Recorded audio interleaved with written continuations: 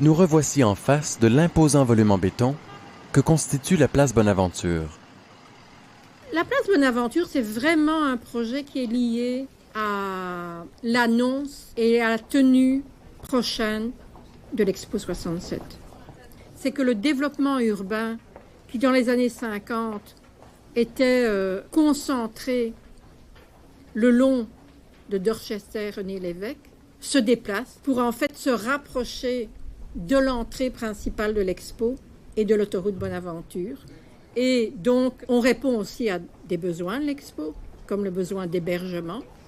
Et, un grand centre de congrès et de commerce international, c'était ça la place Bonaventure. Et donc, autant le CN que le CP, grâce à l'Expo, peuvent en fait consolider leur développement immobilier au sud, on pourrait dire, de la Gauchetière et du Square Dominion. C'est vraiment l'Expo qui opère ce déplacement.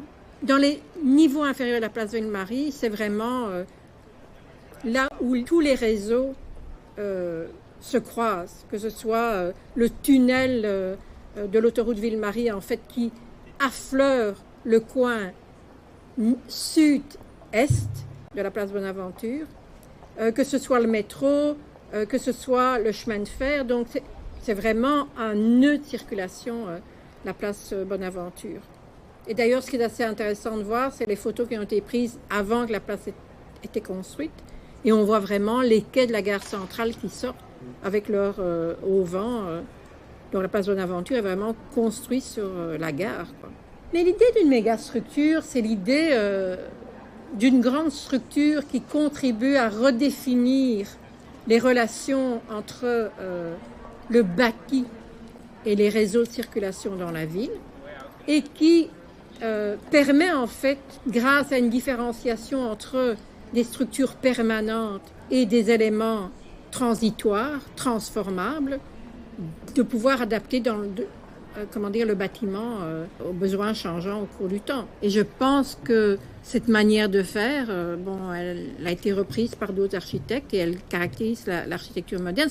Comme l'architecture moderne, c'est une architecture en fait qui souvent part du programme, part d'une attention apportée aux usages intérieurs, plutôt que, à la place du bâtiment, à l'insertion monumentale du bâtiment dans la ville. C'est des bâtiments où il y a beaucoup d'attention qui sont mis sur les fonctions intérieures et sur les relations que ces fonctions entretiennent les unes avec les autres. La place Ville-Marie, c'est autour d'une place extérieure, donc c'est un grand ensemble extraverti, tandis qu'en effet, la place Bonaventure, mais aussi la place des Jardins, c'est, des bâtiments qui sont intravertis, qui proposent à l'intérieur d'eux-mêmes un espace public. Plusieurs des bâtiments construits au Canada au cours des années 60 et au début des années 70 sont des bâtiments qui sont construits avec des ossatures en béton armé, mais surtout avec des enveloppes en béton armé. Des enveloppes qui sont généralement très texturées, donc des enveloppes qui permettent de créer des jeux d'ombre et de lumière. Et ce sont des bâtiments aussi qui sont souvent un peu opaques. Et on a généralement qualifié cette architecture de style brutaliste. Ce qu'on peut dire, c'est qu'effectivement, on va retrouver plusieurs de ces bâtiments donc, dans l'architecture montréalaise et canadienne, parce qu'on retrouve beaucoup de bâtiments dans le même style aux États-Unis, mais également, on en retrouve un certain nombre en Europe, plus particulièrement en Angleterre, et également en Italie. Donc, je ne pense pas qu'on puisse parler d'un style canadien, mais je pense qu'on peut peut-être parler d'une approche architecturale qu'on va retrouver à travers le monde occidental au cours des années 60 et au début des années 70. Traversez la rue de la Gauchetière et tournez directement à gauche en direction de la côte du Beaver Hall.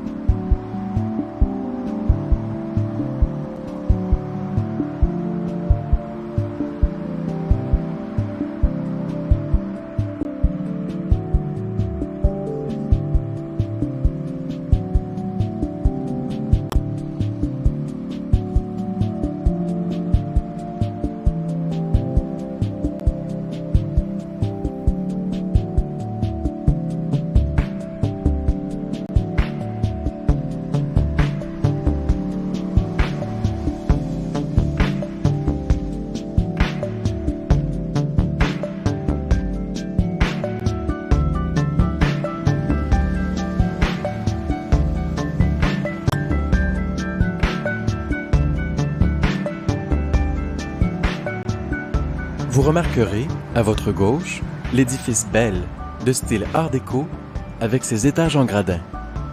Construit vers 1929, c'est l'un des 3 premiers gratte-ciel de la ville. Les 2 autres, l'édifice Aldred et celui de la Banque Royale, se situent dans la vieille ville.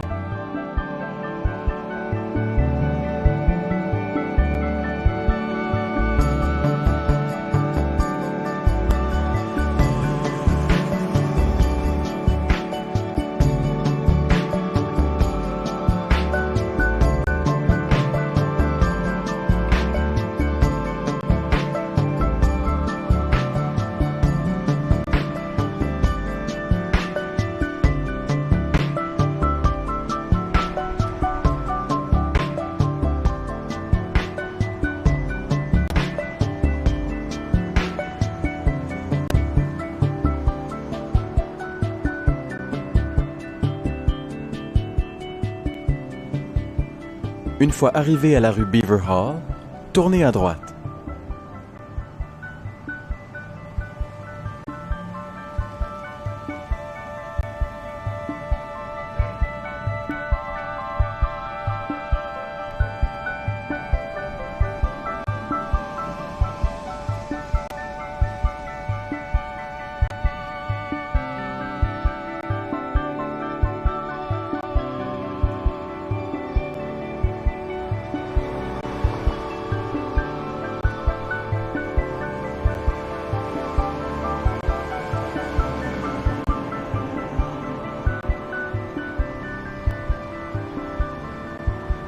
Descendez la côte.